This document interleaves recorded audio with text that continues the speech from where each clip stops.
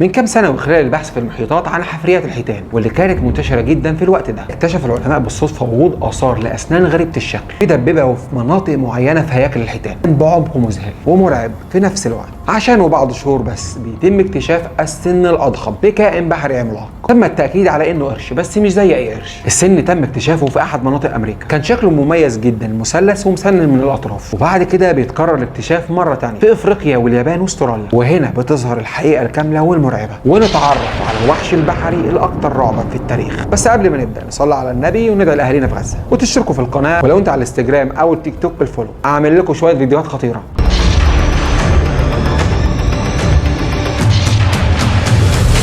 القرش كائن بحري ومخيف، وبالتاكيد الافلام ساهمت بشكل كبير في تكوين صوره مرعبه عنه، ولكن الواقع شيء مختلف تماما. الرعب الحقيقي مش من قروش الايام دي، قروش الايام دي كيوت وتوتو. الرعب الحقيقي من القرش الاضخم والاكثر رعبا على الاطلاق، الميجالدون. وهنا بيجي السؤال الاهم، هل فعلا الميجالدون حقيقه؟ اكيد حقيقه، معه في اكتشاف اهو. طب لو موجود فين مختفي؟ وهل هنقدر نواجهه لو ظهر؟ ممكن الاجابه تكون ايوه، في تكنولوجيا حديثه واسلحه فتاكه، ولكن لما تشوف الفيديو ده ممكن تغير رايك، او اكيد هتغير رايك. لما تعرف مين هو الميجالدون اكيد هتغير رايك. من فتره كبيره شويه كده نزل الفيلم الجامد جدا لجيسون ستاثام ذا ميج 2، وده بعد النجاح الكبير جدا للجزء الاول. اي نعم في شويه هبد كده بس قشطه يعني، كان حلو جدا. الفيلم بيتناول فكره ان في قرش ضخم جدا ظهر في القاع على مسافه قريبه من السطح، وفي احتماليه كبيره لخروجه للسطح. قرش الميجالدون بيرجع لعصر الديناصورات لما كانت العمالقه هي المهيمنه على سطح الارض. الميجالدون معناه السن الكبير. من ملايين السنين عاشت وحوش بحريه عملاقه زي الاخطبوط الاكبر، وطبعا حوت ليفايسن، يعني اتمنى اكون بنطق الاسم صح. وما كانوش لوحدهم، كان معاهم الوحش المفترس الاكبر الميجالدون. وبنفس نظام السلسله الغذائيه كان قرش الميجالدون هو ثاني اكبر حيوان بحري على الاطلاق، بطول بيقدر ب 18 متر. يعني علشان تتخيل بس مدى الرعب اللي كان بيعمله، تخيل كائن بطول عماره ومفترس. حرفيا الميجالدون كان اصل الشر في المحيطات، لدرجه انه كان المسبب الاول في العدائيه المفرطه للكائنات البحريه الموجوده وقتها. وده ببساطه لانه كان بيصطاد معظم الاسماك،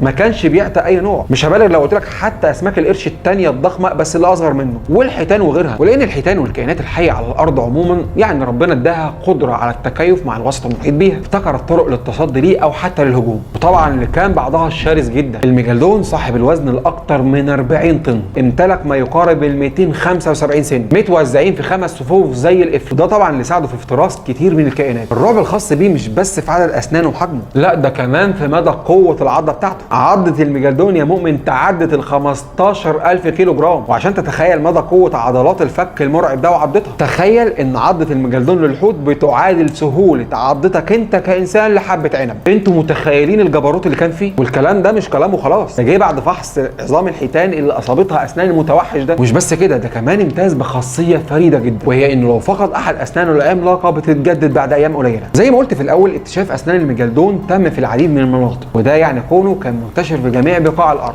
ومسيطر. ولكن برضه القرش ده كان بيفضل انه يعيش في المياه الحاره، وعلى عكس المعتقد ما كانش بيعيش باستمرار في اقصى قاع المحيط. واللي اكد الكلام ده هو الاكتشاف المذهل اللي حصل في بنما، وتحديدا في مقلع اسفلت على شريط ساحلي قديم. هناك لقوا سن ميجالدون ولكن كان حجمه اصغر شويه، وده طبعا اكد ان دول اكيد كانوا صغار القرش عشان يحصل اكتشاف مذهل، وهي ان المنطقه دي في بنما هي الاولى في تكاثر الميجالدون. وعن طريق الاكتشاف ده عرفوا اللي بيحصل تحديدا عند الولاده او الفأس، يعني الام بتنتقل من القاع للشط عشان تحط بيضها بعيد عن اي تهديد، عشان يفقس البيض ويخرج الصغير. والصغير طبعا هنا ده بالنسبه ليهم، عشان الصغير ده بالنسبه لينا طوله 180 سم، يعني انا اطول منه ب 5 سم بس. الام طبعا بتقعد عشان الصغيرين دول، اما الاب بيخرج عشان يعيش فسادا في البحار. سؤال مهم جدا هنا، ازاي عرفنا كل ده عن القرش وما شفناش حتى جمجمته؟ جمجمه قرش الميجالدون زيها زي بقيه الجماجم، مكونه من غضاريف، فبعد الموت بتتحلل الغضاريف دي، وعشان كده وعن طريق حجم الاسنان بس بيتم تحديد الفك للحيوان وبعد كده حجمه. والفك هنا احنا بننطقه سهل، بس خليني اقول لكم ان فك الميجالدون كان بيسع شخصين بالغين مع بعض، يعني اوضه نوم. وهنا بيجي السؤال الاهم والاهم، هل قرش الميجالدون حي؟ اجابه السؤال ده بتتلخص في كذا نقطه، اللي هو ايه اصلا سبب انقراضه. يقال وهنا الكلام مش مؤكد قوي يعني، ان سبب انقراضه هو العصر الجليدي اللي هو اخذ معاه الديناصورات وجميع المخلوقات الضخمه. السبب الثاني واللي برضه مجرد افتراضات، سطوته وافتراءه وبلطجته. على باقي الكائنات اللي حظها رماها قدامه. قالوا له والله ما نقعد لك فيها وهنطفش. اضطروا للهجره ناحيه المياه البارده بالقرب من القطبين، وزي ما قلت لكم هو محب للحراره، واحد في حجمه كان محتاج ياكل طن يوميا على الاقل، فحصل نقص في الغذاء. يعني نقدر نقول انه نفس سبب انقراض الديناصورات، الحجم. ولكن لنا هنا وقفه، نسيب بقى شويه عمنا الميجالدون ونروح لمنطقه في المحيط الهادي اسمها خندق ماريانا، ودي اعمق نقطه تم اكتشافها لحد دلوقتي في المحيط. وعلشان اكون دقيق اكتر، وسط مساحه الخندق الهائله والمرعبه دي في نقطه تحديدا اسمها تشالنجر. النقطه دي هي الاعمق في العالم، 3 بس وسط ال7 مليار شخص وصلوا لها، من بينهم المخرج جيمس كاميرون مخرج فيلم تايتانيك. وكانت ردة فعل ال3 مرعبه، عن ان الطقس تحته حرارته رهيبه رغم انه المفروض يكون بارد جدا، ولكن الحراره دي بسبب ان في فتحات تحت بتخرج ماده كبريتيد الهيدروجين وبعض المعادن الثانيه، وده اللي بيسبب في ارتفاع ملحوظ جدا في درجات الحراره. اللي صدمهم برضو ان هم شافوا حيوانات عجيبه جدا تحت، زي اخطبوط ابيض وشفاف، وواحد منهم اكد انه شاف ديل حيوان كبير جدا عدى من مسافه بعيده. ما تعرفش بقى ده الهوس من كتر الضغط اللي كانوا فيه او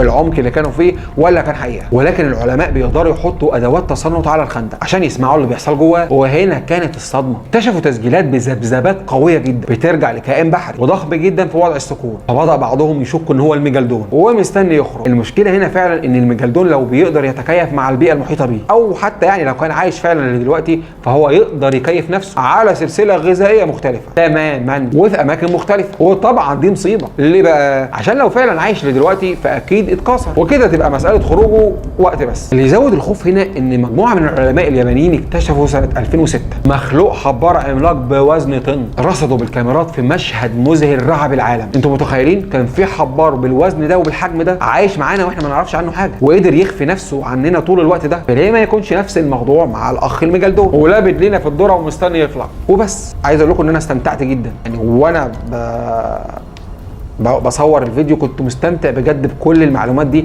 لان المعلومات دي كانت جديده بالنسبه لي. فانت هتلاقي حتى ان انا منبهر، لان كان اول مره اعرف المعلومات دي كلها.